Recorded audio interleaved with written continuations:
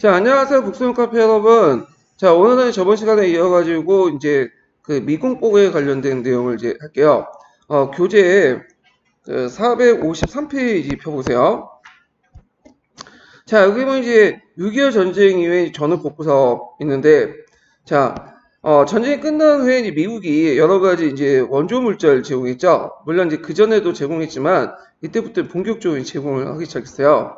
그래서 이 배경을 보면, 그다음 미국이 이제 보면 농업 생산량이 되게 많았거든요. 그래서 잉여들이 많았어. 이 잉여 농산물들을, 예전에는 이제, 바닷속에 갖다 버렸지만, 가격 유지를 해서, 그거보다는 이제, 그 못 사는 국가들에게 이렇게 분배를 해야 되겠다. 그래서 사회를 좀 안정화시키고 경제를 복구시켜가지고 사회주의 세력들의 확산을 막아야 되겠다. 그런 입장에서 이제 그 미공법을 만들었어요. 그래서 이 미공법에 의해서 한국도 원조를 받았거든요. 자, 그래서 이제 이 그 한국이 원조를 받고 그걸 이제 대충 자금을 조성해가지고 국내 미군의 어떤 유지 비용이나 미국의 무기 구입 같은 걸 사용했는데 그러면 그 과정을 보면요. 자, 거기에서 이제 미국이 이제 그 이승만 정부한테 직접 돈을 주는 건 아니에요. 이게 물자를 구입하라고 직접 돈을 준 건 아니고요. 미국 정부가 그 당시 이제 어떤 특정 은행을 지정해서 미국 내 은행을 지정해서 계좌를 이제 지정을 해요. 그래서 거기에 돈을 입금을 시켜. 그러면 이제 한국 정부가 여기 이승만 정부죠. 이승만 정부가 그 밑에 이제 여러 기업들에게 입찰을 해서 기업들에게 입찰을 해서 어떤 특정한 기업을 선정해서 물건을 사오라고 해요. 그러면 그 기업은 그 수입 허가증을 얻는 대신에 자기가 물건을 사올 만한 돈을 어디에 입금을 시키냐면 대충 자금에 입금시킨 거야. 한국 정부가 만든 특정 계좌에 입금시키는데 요때는 이제 그 하나를 입금시키죠. 요때 하나는 지금 원하지만 지금 그 당시에 하나였죠. 하나를 입금시키고 그걸 이제 수입 허가증을 받고 미국에 가가지고 수입 허가증을 주고 나서 물건을 사온 다음에 그리고 그걸 이제 미국 은행에서 뭐냐면 달러를 받는 거야. 그래서 이제 한국에 와가지고 그냥 국민들에게 갖다 파는 시스템이거든요. 그래서 이제 이런 식으로 대충 자금이 만들어지는데 이 대충 자금은 뭐에 쓰냐? 이걸 어디 함부로 쓸 수 없어요. 미국 정부에서 정해놨어. 그래갖고 주로 이제 국내 미국의 그 유지 비용이라든지 미국의 무기 구입, 그 다음에 국내 뭐 산업품 이런 데 한정돼 가지고 쓰도록 했어요. 특히 여기 눈여겨볼 게 미국 무기 구입 같은 거 있죠. 그래서 미국은 어차피 갖다 버린 농산물을 바탕으로 해서 원조도 해주고 민심도 얻고 그와 동시에 또 뭐냐면 이 대충 자금에서 미국 무기를 구입해주면 군수사업도 사는 거죠. 그래서 상당히 일거양득이 되는 거야. 네. 그리고 이제 이런 것들이 지금도 남아 있어가지고 우리가 아무리 이제 뭐 유럽이라든지 러시아에서 괜찮은 무기가 있어도 절대 뭐냐면 수입을 잘 못해요. 왜 그러면 이제 예를 들어서 뭐 미국의 F-35보다도 뭐 러시아의 수호이가 좋다. 그럼 수호이가 이제 수출을 해왔어요. 가지고 왔어요. 수입해 오면 그 수호이를 움직이려면 거기 어떤 그 항공 장비도 뭐 기계도 있어야 되고 수의 기구도 있어야 되고 레이더 시선말도 있어야 되고 그러잖아요. 근데 이게 다 무슨 죄요? 미제예요. 미국제야. 그러니까 어쩔 수 없이 울겨먹자 해가지고 뭐죠? 미국 우유를 또 구입할 수밖에 없는 거예요. 비싼 가격으로 기술 이전도 잘 안 해주는데 자 이런 것들이 이제 후에 영향을 미쳐요. 그 미국이 도와줄 때는 절대 공짜로 도와주는 게 아니에요. 다 뭔가 대가가 있어요. 예, 그래서 도와주는 거죠. 자, 근데 이 대충 자금이 그 당시 정부 재정에 상당히 큰 뭐냐면 비중을 차지했어요. 한 60% 정도 이렇게 차지했다고 그래요. 그 다음에 또 대충 자금을 이제 조성하기 전에, 그러니까 이승만 정부가 기업들에게 부담을 할 때 어떤 식으로 좀 부담을 하냐면, 환율을, 그 당시 고정환율제거든요? 그래서 이제 고정환율인데 되게 그 환율을 낮게 평가해요. 낮게 평가한다는 건 달러 가치를 좀 낮게 보고, 하나 가치를 높게 평가하죠. 그래야지 뭐냐면 미국부터 더 많은 문자를 받을 수가 있어요. 그래가지고 이제 하나를 입금을 하면 미국에 가가지고 그 구입을 해서 달러를 받잖아요. 그러면 달러를 받는데 그 달러의 가치가 신용가격보다 좀 낮게 평가했기 때문에 실제로 이제 거기에는 기준 가격보다 낮게 평가했기 때문에 실제로 이제 한국에 가보면 막단 이득을 챙기는 거야. 그래서 원래 그 하나의 가치가 500원밖에 안 되는데 그 시중 가치는 이제 500원밖에 안 되는데 그 당시 그 1,000원을 입금하고 나서 그 미국 달러를 받아가지고 더 비싸게 파는 그런 구조예요. 되게 복잡한 구조인데 거기까지 이해할 필요 없고, 다만 이제 여기에서 이제 본 거는 이승만 정부가 기업에게 이렇게 이제 원조 물자 구입권을 줄 때, 수익 허가증을 줄 때 마땅한 대출 자금을 거기에서 축적을 했고, 그리고 그 과정에서 또 뭐냐면 정경유착이 일어나요. 예, 정경유착이. 그러면서 이제 부정부패가 빠지게 되는 거죠. 그래서 재벌들은 이승만 정부에게 뭘 주는 거죠? 여러 가지 이제 정치 자금 같은 걸 주고, 이승만 정권은 그 기업들에게 원조 물자를 수입할 수 있는 권한을 주고, 그 다음에 그들이 이제 달러를 가져와서 싸게, 달러를 시중가보다 싸게 구입을 해가지고 이득을 챙길 수 있는 권한을 또 주는 거예요. 그런 과정에서 이제 뭐냐면 문제가 생긴 거죠. 그래서 그 앞에 이제 부정축제 처리법이라는 게 있었잖아요. 그런 것도 이런 문제점을 이제 그때 이득을 챙겼던 그 재벌들을 처벌하기 위한 법이었어요. 그 당시요. 자, 그래서 일단 이승만 정부가 이렇게 이제 대충 자금을 형성해가지고 미국의 물자를 사고, 그리고 국민들에게 이제 싼 값으로 이제 뭐냐면 미국의 원조 물자를 이제 갖다 팔았거든요. 자, 그러면 이제 그 결과를 보죠. 아까 말한 것처럼 원조 물자 판매권을 이렇게 부하는 과정에서 일부 관료들과 정치가들이 막대한 부를 축적하고, 그 다음에 문제점은 정치가들과 이제 뭐냐면 관료들, 그 다음 기업가들이 뭐가 일어난다고 했죠? 정경유착이 일어났다고 했죠. 정경유착. 예, 정경유착 과정이 일어났다. 이렇게 보면 돼요. 자, 그래서 이제 부정부패가 이제 풍조되고, 그래서 이제 이런 것들이 나중에 이제 그 부정축제 처리법이라는 그 법에 의해서 이제 처벌하려고 했죠. 예. 자, 그래서 이제 이런 것도 있었고, 일반 민중들은 상대적 빈곤감을 느꼈고, 그 다음에 이제 낭비적 소비 성향과 경박한 풍조가 조정했고, 특히 예전 시험 문제 나온 것들이 300산업이에요. 예, 예전 시험 문제 나왔죠. 자, 그리고 쌀의 단자카를 가져왔다. 그래서 그 당시에 미국의 원조 물자들이 되게 밀이나 면화들이 많았거든요. 그 색깔이 다 백색이야. 그렇기 때문에 이제 밀이나 면화를 재배해봤자 미국산 밀과 면화에 밀리게 되는 거야. 가격 경쟁이 떨어지기 때문에. 그러다 보니까 이제 상대적으로 쌀이 수입이 안 되기 때문에 쌀만 이렇게 뭐냐면 지우게 돼요. 그래서 쌀만 이제 재배를 하면 이 쌀이 풍년일 때는 이제 상당히 가격이 떨어지겠죠. 거기다 또 흉년이면 뭐예요? 또 이제 쌀값이 올라가겠지만 일단은 쌀이 부족하니까 여러 가지 문제점이 생기겠죠. 그래서 이 쌀의 단자카로 해서 이제 농업에 여러 가지 문제점이 생겨났다. 이렇게 기억을 해두시면 되고요. 자, 그러면 이 당시에 이제 소비재 공업으로서 상백산업이 발달됐는데, 이 상백산업은 거기에 소비재 공업에서 들어오는 것들, 그러니까 이제 면화라든지 밀이라든지 뭐 그런 설탕이라든지 등등등이 다 하얀색이기 때문에 상백산업이 됐어요. 그래서 거기에 이제 대표 제분, 제당, 면방직 이런 공업들이 발달했다. 제분이라는 것은 이제 뭐예요? 그것은 이제 면화를 옷을 만드는 과정이죠. 예, 그 다음에 이제, 말 잘못했네요. 면화를 옷을 만드는 과정이 아니라, 그, 제분과 이제 제당하고, 그 다음에 면방직인데, 아까 이제 옷을 만드는 과정 면방직이고요. 그 다음에 이제 제당 같은 경우에는 설탕 같은 거 있죠? 예, 설탕 같은 것들 이제, 하는 거. 그 다음에 이제 제분은 이제 밀가루 같은 거 있죠? 이런 것들을 만드는 사업이에요. 그래서 이제, 이런 것들이 발전됐고, 우리가 이제 알고 있는 지금 삼성 있죠? 삼성도 원래는 그 전자회사가 아니에요. 이렇게 이제 300사업을 통해서 큰 회사죠. 그래서 뭐 제일모직이라든지, 그 다음에 제일제당이라든지, 이런 것들 있죠. 지금 CJ로 넘어가고 이제 삼성물산으로 이름 바뀌었지만, 하여튼 이런 사업을 통해서 자본을 축적한 다음에 나중에 이제 전자로 해갖고 이렇게 또 옮겨간 거죠. 자, 그래서 이런 300사업의 발달로 해서 파행적인 산업구조가 형성이 됐고요. 생산자의 중심이 아니라 되게 이제 소비재 중심으로 발전됐다. 그런데 이제 원래 이승만 정부는 원하는 게 생산재를 원했어. 생산재. 그 기계라든지 철강이라든지 이렇게. 근데 미국 정부가 그걸 안 들어줬어요. 왜 안 들어줬냐면 일단 그 자체가 군수공업으로 전환할 수 있죠. 그러니까 또 이승만이 맨날 외치는 게 북진통일론 아니에요? 그러니까 전쟁이 일으킬 수 있다. 그게 있고, 두 번째로는 지금 사회주의가 확산됐었어요. 그 당시 냉정체제에서 사회주의 확산되는데 사회주의 확산된 원인을 보니까 미국 정부가 보니까 이게 못 사는 나라에서 사회주의가 확산되다.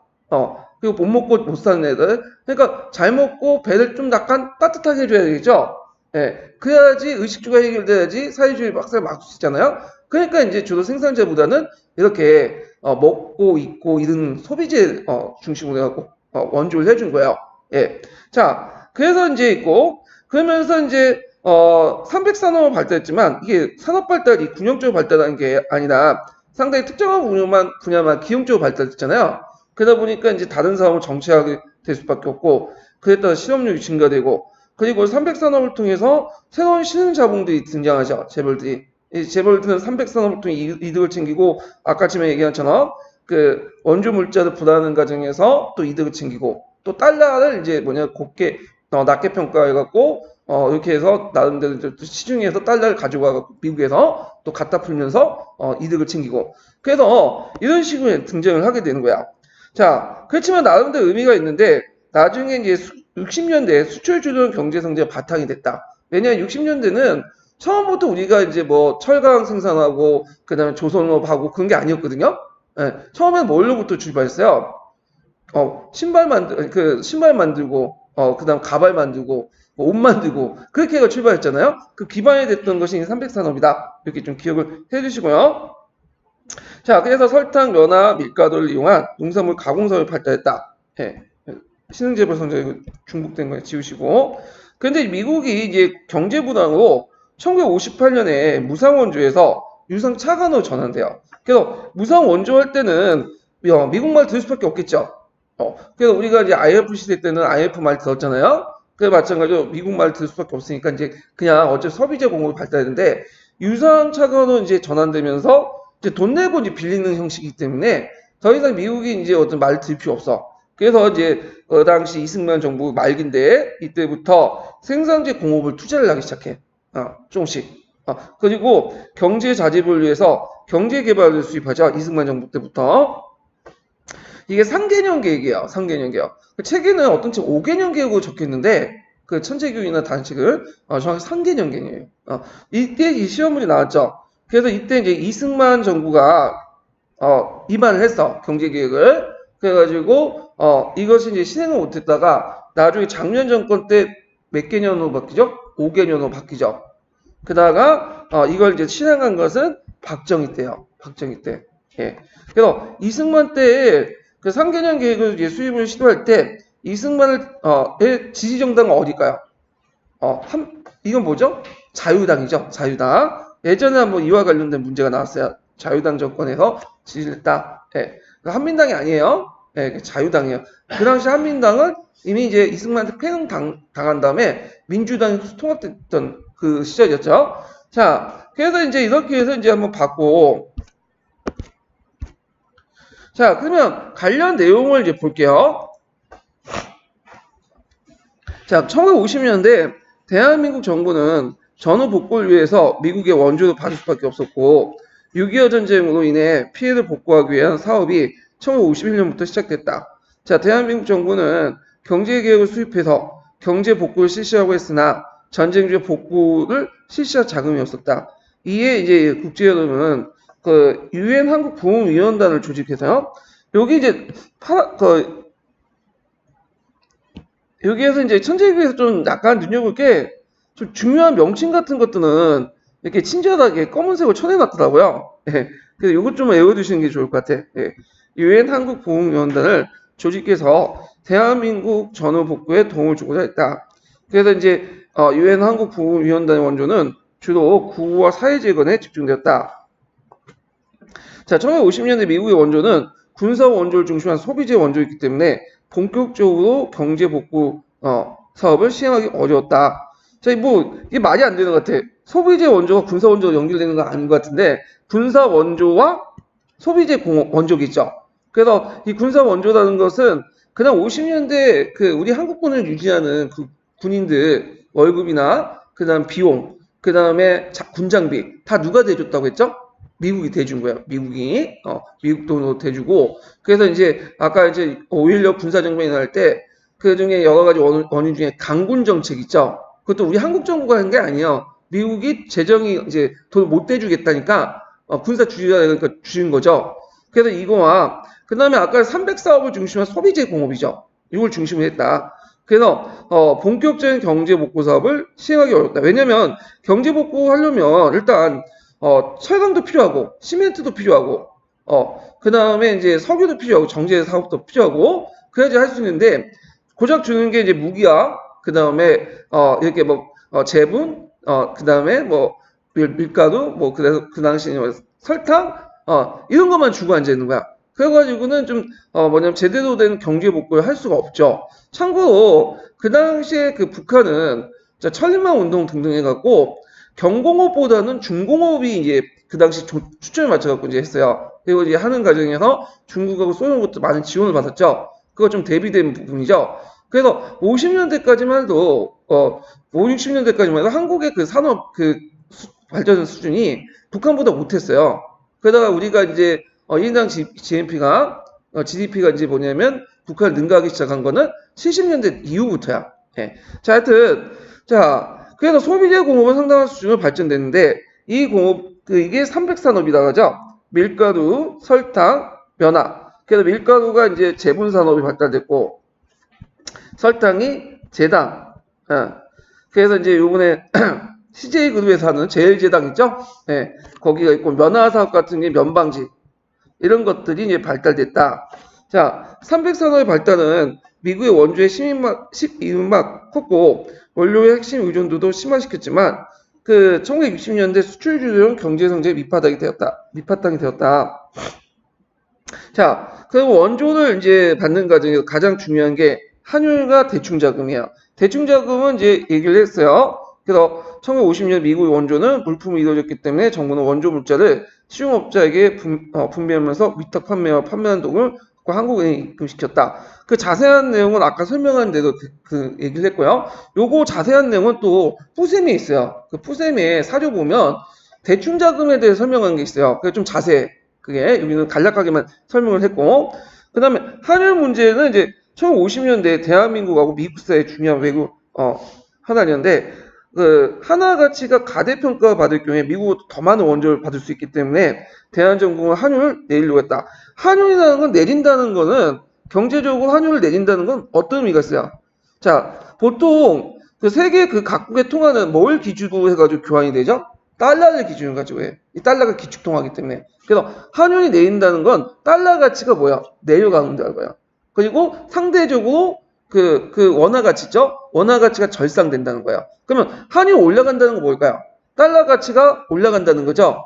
그리고 상대적으로 원화 가치, 한화 가치가 어떻게 해요?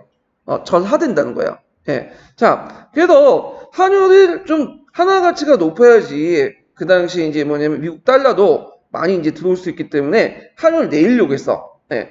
그래서 매년마다 뭐냐면 그 한국 정부하고 미국 정부가 어떻게 하나의 가치를 어떻게 정할 것이냐 이게 논쟁 협상을 했거든요. 그래서 당시 시장 가격보다 환율이 공식 환율 2배가 넘었다. 그러니까 이제 예를 들어 1달러의 아까 얘기처럼 그 공식 환율이 그 1,000원이면 시중 환율이 뭐예요? 2,000원이야. 그래가지고 실제로 뭐냐면 하나 가치가 2배나 뭐예요? 더 뛰게 된 거예요.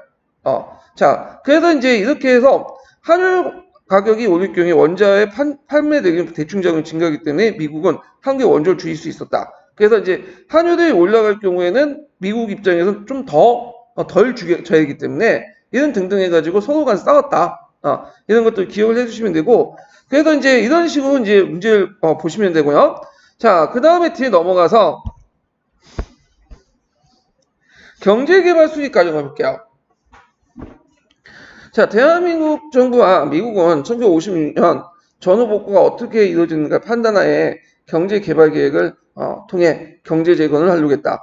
그래서 이제 미국 같은 경우에는 아까 했지만 전후에 이 미소 냉전 시대가 이제 가속화되고 사회주의가 확산되니까 사회주의를 막으려고 했어요. 근데 그다음에 미국에서 이제 보기에는 사회주의 확산된 원인이 항상 가난했다고 본 거야. 가난한 국가일수록 못 먹고 못 사는 국가일수록 배고픈 국가일수록 어떻게 되죠? 사회주의 확산된다. 그러면 미국의 입장을 어떻게 되죠? 사회주의 확산 막기 위해서는 뭘 해야 돼? 원조를 내주거나 경제개발 도움을 줘야 돼. 그래서 미국이 유럽에서 실시한 게 뭐예요? 마샬 계획안이에요. 그래서 마샬 계획에 미국의 원조를 받고 서유럽의 경제를 부흥시키고 또 사회주의 확산을 막으려고 했던 거죠. 마찬가지로 아시아에서도 그렇게 하려고 했고 세계 각국에서도 경제개발이나 이런 것도 도와주고 있어요. 미국이요. 예. 그래서 경제개발 계획이라는 건 새로운 모델을 그 당시 제3세계 국가나 신생 국가들에게 제시를 했거든요. 그래서 경제개발 그 계획은 우리가 처음 실시한 건 아니고요. 이거는 미국이 만들어가지고 전파시킨 거예요. 그래서 우리가 케인즈 모델 아시죠? 정부가 개입해가지고 뭔가 계획에 따라서 시장을 부흥시키고 자본주의 경기를 활성화시키는 그런 모델을 바탕으로 해서 경제개발 계획을 만들어 준 거야. 그리고 나서 세계 각국의 이제 신생 국가들, 못 사는 국가들이 미국에 와서 배워간 거야. 그래서 경제개발 계획은 약간 뭐와 비슷하냐면 좀 사회주의 색깔하고 비슷하잖아요. 자본주의 요소에다가 사회주의 요소를 이제 플러스 시킨 건데, 그런데 여기 밑에 보시면 알겠지만 경제개발 다 해서 배워갔다고 해도 실질적으로는 이들이 제대로 했냐? 그건 아니죠. 미국이 도와주고 경제개발 계획 같은 걸 알려주고 그렇게 해도 실제 그게 성공한 나라들은 별로 없었어요.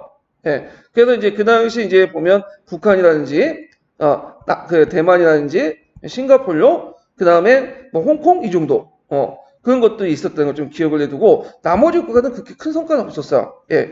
그런 것도 좀 파악해 주시면 될 것 같아요. 그 다음에 이제 이 경제개발 계획은 미국이 주도를 했고 소련 같은 경우에는 누가 주도했을까요? 동구권은 소련이 주도했죠. 그래서 소련과 미국이 이제 나름대로 자기의 위성국, 소련 위성국이나 미국 같은 경우에는 자기 영향이 있는 나라들 어떻게든 자기 편을 끌어들이려고 경제개발 계획을 만들고 그 다음에 여러 가지 물자를 지원해줬다 이렇게 보시면 될 것 같아요.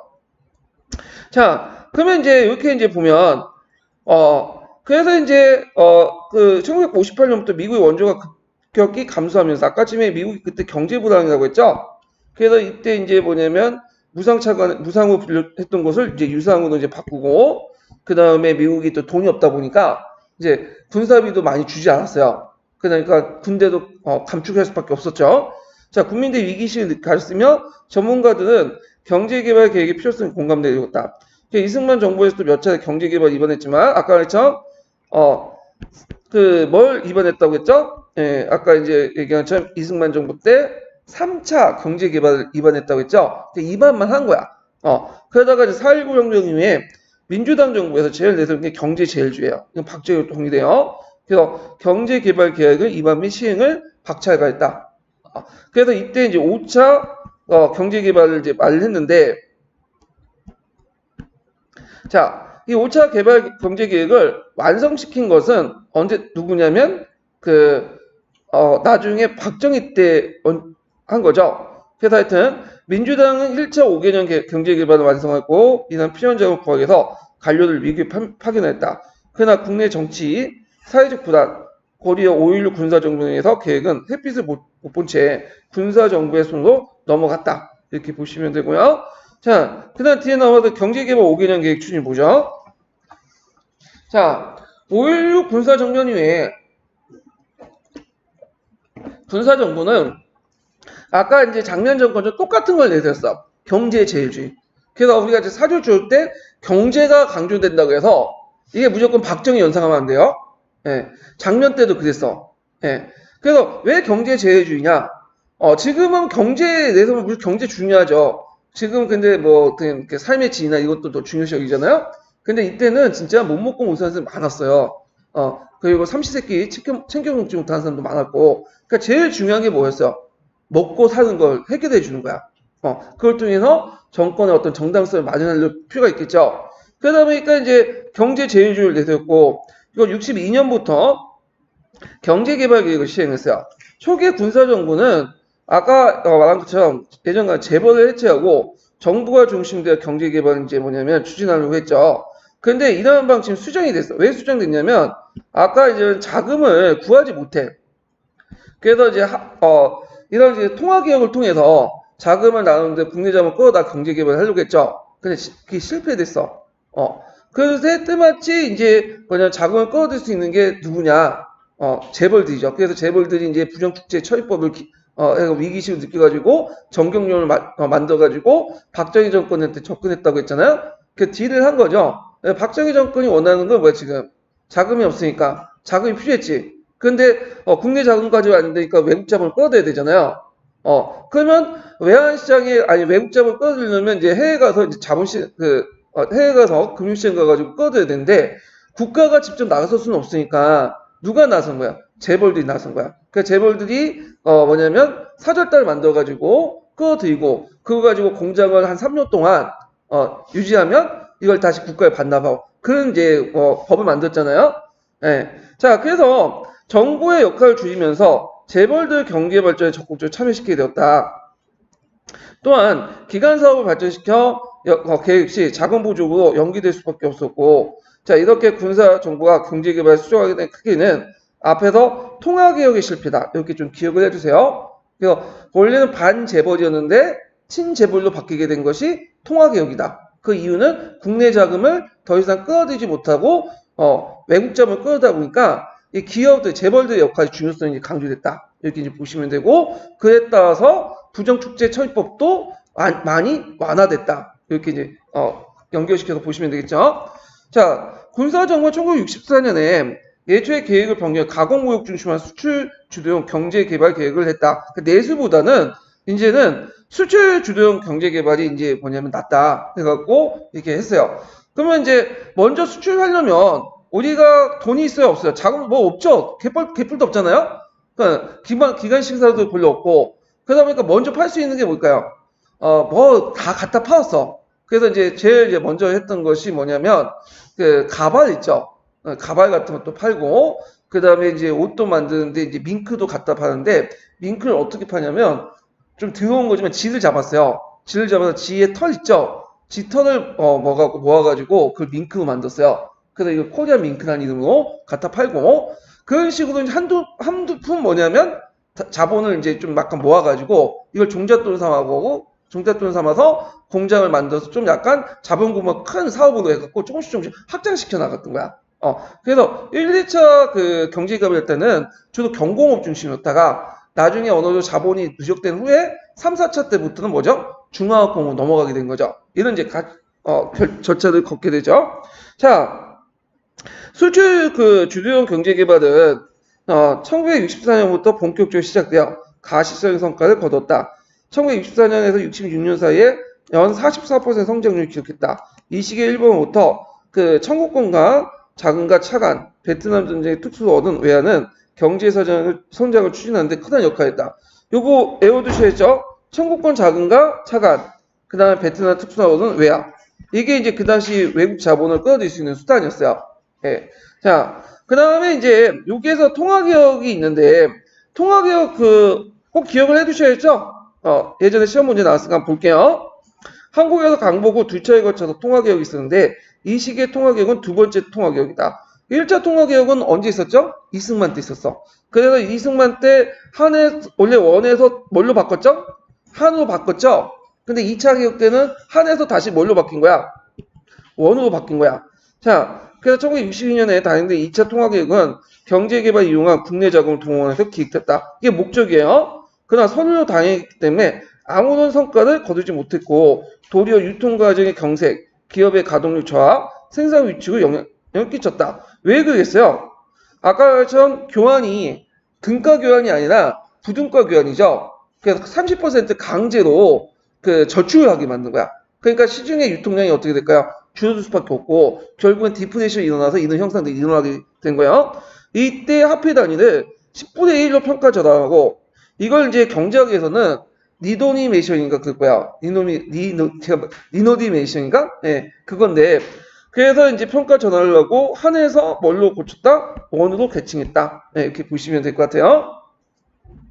자, 그러나 이제 다시 돌아와서 그러나 국내 원자재가 맞지 않은 성과에서 수출 그 주도형 경제 개발은 수입의 증가를 동반하지 않을 수 없었다. 왜냐하면 우리나라가 이제 원자재를 뭐냐면 그 부족했죠 원자재가. 그러다 보니까 이제 원자재 수입을 해야 될 거 아니에요. 예를 들어서 뭐 여러 가지 그 강물, 그 강산물들, 그 다음에 강물하고, 그 다음에 또 뭐, 그 석유, 이런 것들 수입해야 되겠죠. 그리고 초창기 때는 또 부품 같은 거 많이 수입했어요.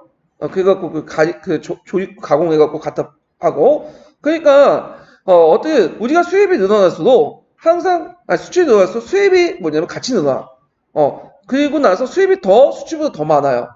그래도 항상 적자야. 적자. 특히 어디에서 적자를 보냐면 그 석유 수입하는 데서 그 다음에 일본한테 이 부품을 가져가고 거기에서 수입을 뭐냐면 적자를 봐요. 그러다 보니까 이제 있는데 그게 이제 흑자로 돌아서게 된 거는 언제 때냐면 80년대 들어와서 흑자가 된 거야. 그때 이제 3조 호황이 이제 연결되면서 맞물리면서 전두환 때 이제 100억 달러 정도의 흑자를 본 거야.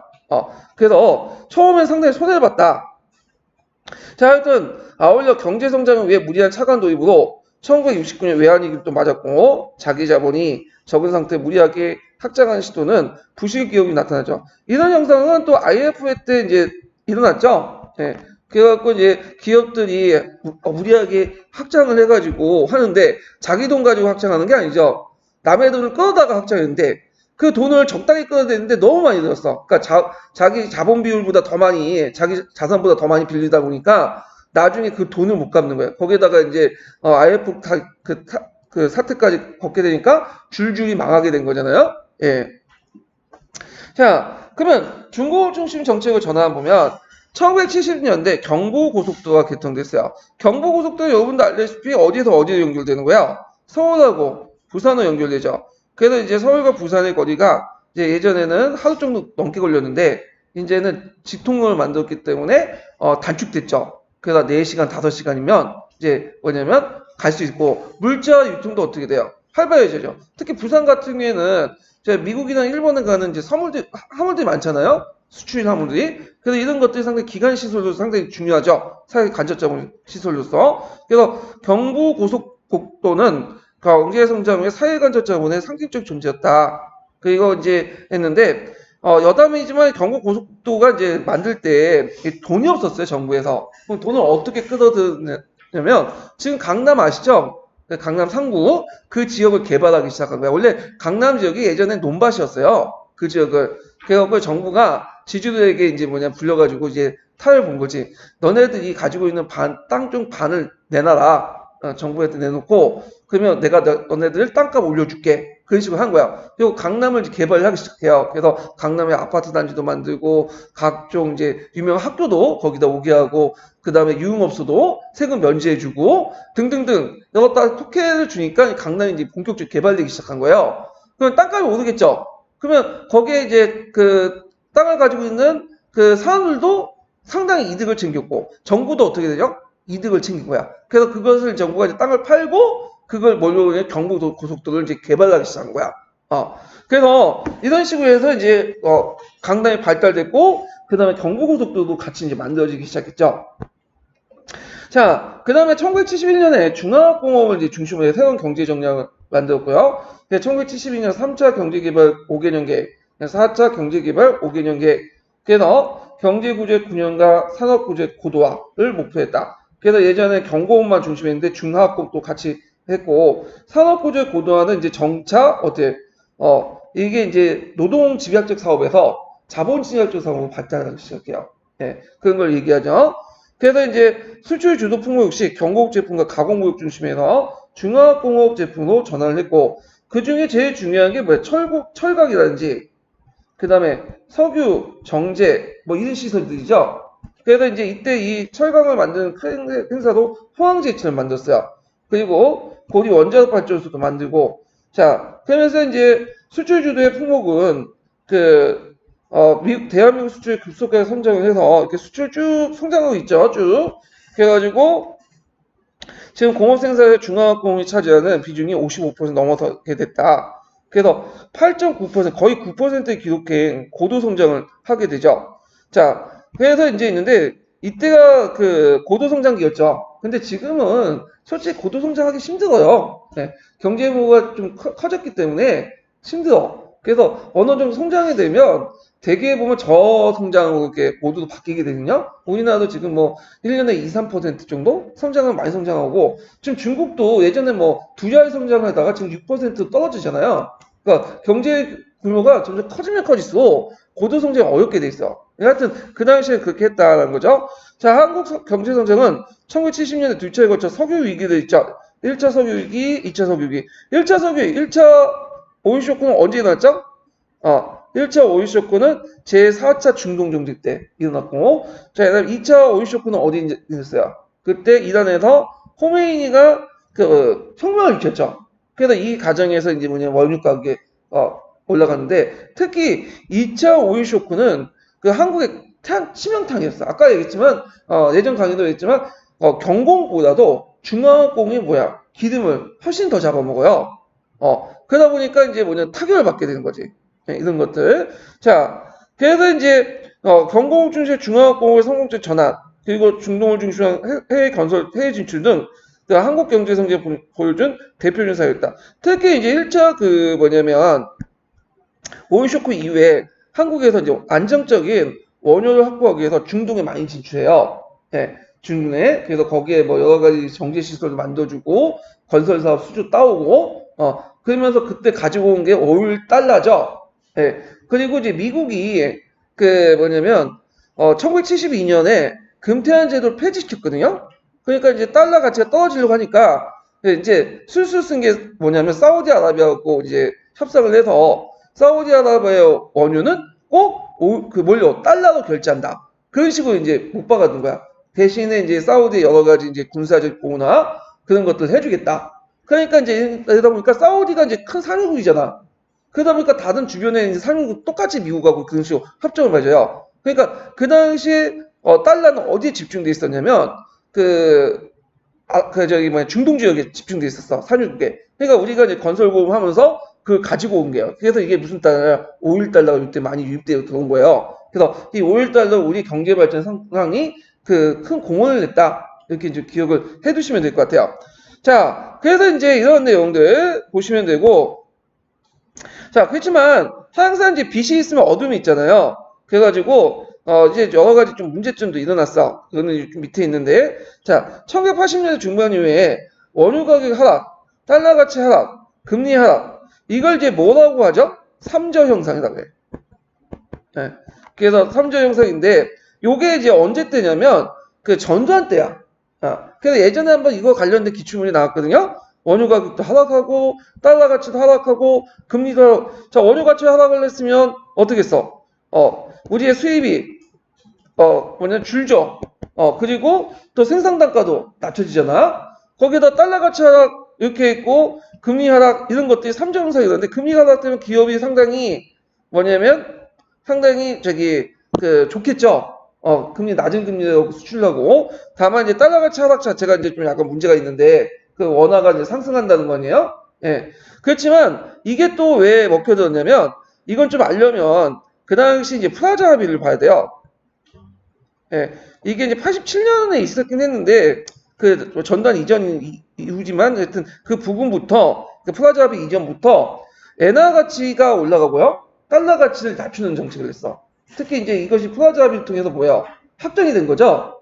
그러니까 이미 이제 전두환 대통령 때부터 그런 기미가 보인 거야. 왜 그게 좋으냐면, 자, 달러 가치가 가면 상대적으로 원화 가치가 올라가죠. 그런데 문제는 엔화 가치가 더 올라간다는 거야. 그러면 우리는 지금 미국 제품하고 그 가격 경쟁을 하는 게 아니죠. 그 당시엔 일본하고 해야 돼. 일본하고 여러 가지 겹쳐요. 전자제품 이런 것들. 소니나 삼성을 하는데 미국 제품은 이제 미국 사람들이 소니는 너무 비싸. 근데 상대적으로 한국 제품이 싸. 그러면 누구 걸 선택하겠어? 한국 걸 쓰겠죠. 그러니까 이게 대박 터트리는 거야. 그래서 이 삼조 현상 때문에 우리나라에서 최초 이제 80년대 들어가면 이제는 수입이 항상 많았는데 적자국이었는데 이때부터 흑자국 바뀌게 돼요. 그것도 100억 달러 정도 흑자를 봐. 대단한 이제 성공인 거지. 그래서 이제 박정희 전두환 때 정치는 독재라도 경제를 잘했다. 그게 이제 여기서 나오는 건데, 운이 좋은 거야. 솔직히 말해서 그 당시 이제 왜냐면 경기라는 게 대통령이 잘해가지고 하는 거 안 돼요. 국내 정치뿐만 아니라 우리는 대외 관계도 대외무역도 해야 되기 때문에 국제 관계에서 국제 흐름도 경기도 흐름을 타야 돼. 진짜 좋을 때죠. 그래서 이거 외워두세요. 네, 3조 효과. 예전에 한번 시험 문제 나왔으니까 나올 수 있어. 그래서 물가 상승이 억제되고 수출은 증가되었다. 자동차, 전자, 반도체 등 첨단 사업이 수출하기를 뛰면서 수출 상품의 종류가 다양해졌다. 특히 이제 88년에 서울 올림픽이 이제 개최되죠. 그래서 한국의 위상이 높아지고 한국 상품의 세계를 알리는 중요한 계기가 되었다. 그래서 그 밑에 있는데 이제 요 밑에 이제 구조조정 해갖고 이제 실패도 해갖고 재벌들의 어떤 경제 비중이 늘어났고 재벌 중심의 경제 개발 등등등.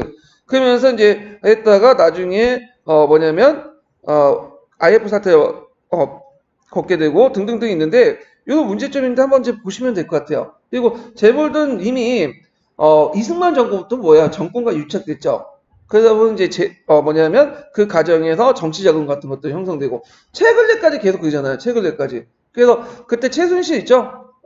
그래서 최순실 게이트 보면 이제 뭐냐 정치 자금 때문에 문제가 된 거예요. 정경련이나 삼성에서 정치 자금을 요구하고 이런 간행들이 이미 이승만, 박정희, 전두환 그다음에 이제 박근혜 정부 때부터 한 거야. 근데 박정희하고 이제 전두환은 좀 녹을 좀 한 거죠. 안 주면 불러놓고 저기 국가안전부에서 저기 와가지고 중앙정부에서 지하실 끌고 와서 한번 따다 맞고 정치 갖다 바치는 거고. 근데 박근혜 때는 은근히 이제 뭐냐면 요구한 거고 좀 다른 거예요. 그러니까 자 하여튼 이런 것들인데 이런 것들은 안 나올 것 같아요. 제 생각에는. 그러니까 그 앞부분에 뭐만 보면 경제개발 계획 부분 있죠. 거기만 좀 보시고 그 뒤에 이제 뭐냐면 전두환 대통령 때 3자 영상 관련된 내용들만 좀 기억을 해두시면 돼요. 그래서 이건 기출 예문에 나와 있으니까 3조가 뭔지 이런 것들은 좀 기억을 해주시고 뭐 자세하게 경제적인 흐름이나 이런 것들은 쓰다가 안 나올 것 같아요. 근데 이렇게 나올 수 있죠. 3자 영상이 뭔지는 쓰시오. 그러면 뭘 써야 되겠어? 원유 가격 하락, 달러 가치 하락, 금리 하락. 그리고 그 결과를 얘기하시오. 물가 상승이 억제되고 수출 증가했다. 요 정도는 쓰셔야 될 것 같아요. 요 정도는. 예. 자, 그러면 기본 심화 강의 내용을 잠깐 볼게요. 예. 자, 아까 아침에 이제 박정희 시대 경제개발 특징 보면 수출 주도형 성장 전략을 포괄했다. 그래서 이제 그 뭐냐면 이제 내수보다는 수출을 중시 여기는 정책을 냈고 성장 위주의 정책을 지향했고 그 다음에 불균등 성장을 했죠. 그 1, 2차는 경공업, 3, 4차는 중화공업 이렇게 해서 이제 했죠. 그 다음에 이제 경제 주도형의 경제 계획 개발을 추진했는데 경제기획원을 중심했다. 이거 외워두세요. 경제기획원. 이게 예전에 기출문제에 나왔어요. 지도받는 자본주의라는 명목으로 정부가 산업정책을 해서 경제기획원을 중심으로 했게 되죠. 그 경제기획원은 1961년에 그 조직된 중앙행정기관인데 이게 막강한 권한을 갖고 있어요. 그래서 그 당시 오늘날 기획예산처와 재무부의 역할. 그러니까 재무부는 경제를 이제 다루는 거고 기획예산처는 예산을 다루는 거잖아. 기획예산처 예산하고 재무부가 모두 다 합쳐놓은 것이 경제기획원이야. 그래서 이 경제기획원은 장관이 아니라 부총리급이에요. 상당히 높죠. 예. 그래서 이제 만약에 그 당시에 TO를 결정한다. 그러면 우리 TO는 어디서 결정해요? 경제기획원에서 결정을 해. 그러니까 예산권을 갖고 있기 때문에.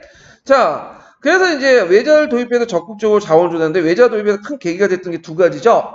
그 뭐예요? 하나는 베트남 파병. 그다음 두 번째로는 일본부터 청구권 자금 받고 그 외에도 여러 가지 있어요. 예를 들어 또 뭐냐면 독일에 지금 그 당시 서독이죠. 서독에 뭘 파견했죠? 간호사라든지 강부라든지 이렇게 파견해갖고 거기에서 이제 달러를 받는 것을 이제 받았고요. 그 다음에 뭐 여러 가지 뭐 기업에 또 외자를 유치했고 그다음 다양한 그 5.1달러도 가지고 오고 이런 걸 해가지고 이제 뭐냐면 공장을 건설하고 수출을 하고 거기에 남은 것들 자본 축적을 하고 그런 시스템 포방을 했다. 이렇게 좀 기억을 해주시고 그 밑에 이제 경제기획원 있죠? 그거 좀 파악을 해주시고 그 다음에 3개년 계획 같은 게 1공학도 세웠고 그걸 5개년 계획으로 수정했고 5.16 군사정부의 재수정해서 시행을 했다. 그래서 1차 경제개혁을 부터해갖고 6차 경제개혁을 쭉 나왔죠. 박정희 때도 실시했고 그 다음에 뭐 전두환 그다음 노태우까지 쭉 경제개발 계획을 했어요. 그래서 정부 주도로 해가지고 경제개발 정책을 이끌고 어느 정도 성과가 있었다. 물론 그 과정에서 여러 가지 경제적 문제도 같이 있었어요. 빈부격차도 발생하고 재벌 중심이었고 정경주착도 있었고 이런 것도 같이 있었다. 이렇게 좀 기억을 해두시면 될 것 같아요. 자, 그래서 이렇게 했고 그 다음에 뒤에 넘어가서 자, 70년대 경제 조치를 좀 볼게요. 이것도 가끔씩 이제 그 기출 예문에 좀 나왔기 때문에 좀 언급할 필요가 있는데, 자, 여기에 83 조치가 있는데, 이 83 조치는 1972년에 있었어요. 그래서 사채 동결과 금리 인하로 독점 대기업의 재무구조 개선, 뭐 이런 조치가 있었고요. 그 다음 12 특별 조치가 있는데, 이게 예전 시험 문제 나왔거든요. 이게 뭐냐면, 이게 74년이잖아요? 74년이면, 그 전에 뭐가 있었죠? 제1차 오일 쇼크가 있어요. 1973년에. 그러니까 이제 그 당시 석유가 너무 가격이 비싼 거예요. 그래서 이제 석유를 어떻게 국내 석유 인상시킬 필요가 있겠죠. 그 다음에 이제 한율의 평가 전환. 한율 평가 전환은 한율이 평가 전환이 이게 무슨 말? 자, 한율 평가 전환 우리 원화 가치가 상대적으로 너무 높기는 성장되기 때문에 전환을 시켜야지. 왜? 그래서 수출이 잘 되잖아. 상품 경쟁력 확보할 수 있으니까. 자, 이런 조치를 했고 부가가치 실시. 이게 진짜 여러분들 생활에 크게 미치는데 여러분들 물건을 사면 항상 그 물건의 10%는 뭐죠? 세금을 떼죠. 이게 부가가치세요. 네, 이런 것들 이제 있다. 이건 일종의 간접세죠. 네, 간접세. 자, 그래서 이런 것들을 했다는 걸 좀 기억을 해주시고, 그다음 5공화국 때는 이제 산업합리화 정책이었고 경제공학을 타기 위해서 공장발전법, 조세 감면 구제법 등을 마련했고 부실기업을 정리했는데 솔직히 말해서 이때 부실기업은 시장의 논리에서 정리된 게 아니라 전두환이 불려서 조인트 까고 빠따 때리고 그러면서 알아서 이제 정리가 된 거죠. 예, 이런 식으로 이제 하고 그때 당시에 재벌들은 정치 권력에 그냥 머리 숙였어요. 지금은 아니죠. 자, 그래서 이렇게 있다 좀 기억을 해두시고요. 그다음 그 밑에 세계화와 산업구조 개편 뭐 그런 것도 같이 보세요. 예. 자, 그 다음에 잠깐 쭉쭉 넘어가서 뭘 보시냐면 거기 해방 이후에 이제 뭐냐면 문화와 교육을 볼게요. 자, 이거는 이제 그 천재교육 읽는 대신에 간단하게 설명할게요. 이거 뭐 중요한 건 아닌데 09년 기출문제에 언급됐기 때문에 좀 몇 개 중요한 거는 기출에 언급된 거는 파악을 해 두셔야 돼요. 자, 해방 이후에 50년대 좀 눈여볼 게 뭐냐면 한글학회가 있어요. 한글학회는 그 앞에 조선어학회 있죠. 그걸 이어받은 건데 그 당시 이제 우리가 조선어 큰 사전을 해갖고 조선말 큰 사전 같은 것들을 만들려고 했잖아요. 근데 도중에 잘 안 됐죠. 근데 나중에 이제 서울역의 창고에서 그 원고가 발견이 됐어. 그래서 해방 후에 우리말 큰 사전을 이제 뭐냐면 완간을 해요. 이게 1957년이야. 이게 이승만 정부 때요. 이게 예전에 시험 문제 나왔어. 이승만 정부 때 해당하는 것은 해가지고 이게 나왔거든요. 그래서 이제 요번에 이제 뭐 말모이 같은 영화도 나왔으니까 한번 언급될 수도 있어. 서울역에서 이제 갖다 버린 장면 나오잖아요. 창고에. 자, 그 다음에 사상계가 있는데 요건 명칭을 좀 외워두세요. 이 사상계는 누가 발견했냐면 장중하라는 사람이 발견해요. 이 사람 되게 유명하죠.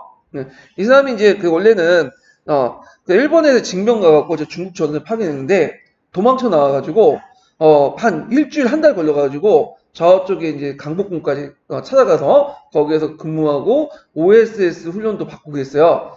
돌아와서 이제 뭐냐면 그 53년에 이때가 이승만 정부 때죠. 사상계도 이제 발견했는데 이 사상계는 이승만뿐만 아니라 그 다음에 박정희도 비판하고 그래요. 그래가지고 이제 상당히 유명하죠. 그러다가 나중에 오적이라는 시를 씌웠어. 김지아 시인이. 그걸 이제 근데 이걸 싣고 나서 나중에 이게 폐간이 돼요. 그래서 이제 장주하가 나중에 또 의문사를 당하잖아요. 네, 저쪽 포천에 갔다가 이제 그 산에 떨어져 갖고 죽게 됐는데 낙산해가지고. 근데 그 두개골 지금 보니까 낙산한 게 아니라 뒤에 누가 가격해서 죽인 흔적이 나왔다 해갖고 몇 년 전인가 한 5, 6년 전에 이게 이제 문제가 됐곤 했는데 그 당시가 박근혜 정부인가 그러니까 아마 덮었을 거야 그거를. 예. 자, 하여튼 박정희한테 죽었다 이렇게 보시면 돼요. 이게. 자, 그 다음에 여기에 보면 이제 학회가 있는데 별 중요한 건 아닌데 시험에 언급됐기 때문에 이제 좀 얘기를 해드릴게요. 대한민국 학술원이 만들어졌어. 그래서 그 당시 그게 52년이에요. 그래서 학술 발전을 헌정한 공적이 있는 과학자를 우대 지원하고 학술 연구와 그 지원 사업을 행위함으로써 학술 발전에 이별제함을 목적한 설치한 국가기관. 뭐 중요한 건 아닌데 이게 나왔더라고요. 왜 그 당시에는 그 이명박 때는 왜 근현대사를 이렇게 사건 연도 별 중요하지 않은 시덥지 않은 것들을 냈는지 여러분 다 아시겠죠 그거는요. 예. 자, 그 다음에 1960년대 들어와갖고 이제 뭐냐면 66년에 또 한국과학기술연구원을 했어요. 이게 66년이었거든요. 박정희 정권이죠. 그래서 국가의 미래의 과학기술을 선도하는 창조적 원초기술을 개발하고 국가의 과학기술과 전력 배역을 위한 기초 운영 과학연구다. 뭐 이런 게 나왔어요. 예, 뭐 이렇게 중요한 건 아닌데 일단은 이제 보시면 되고요. 자, 그 다음에 여기 보면 이제 60년대 그 대중문화 중에 보면 미국 문화가 많이 들어왔어요. 미국 문화가. 그래갖고 그 당시 정통적 가치 규범이나 서구 문화에 대한 반성론을 이제 했는데 그 전에 이제 또 있고 60년, 50년대 또 봐야 되겠네. 그다음 50년대 같은 경우에는 자유부인 논쟁이 있어요. 이거 꼭 기억을 해주세요. 왜 기억을 해야 되냐면 예전에 이제 공군형 기출문제 이 예문이 나왔어요. 자유부인 논쟁 예문.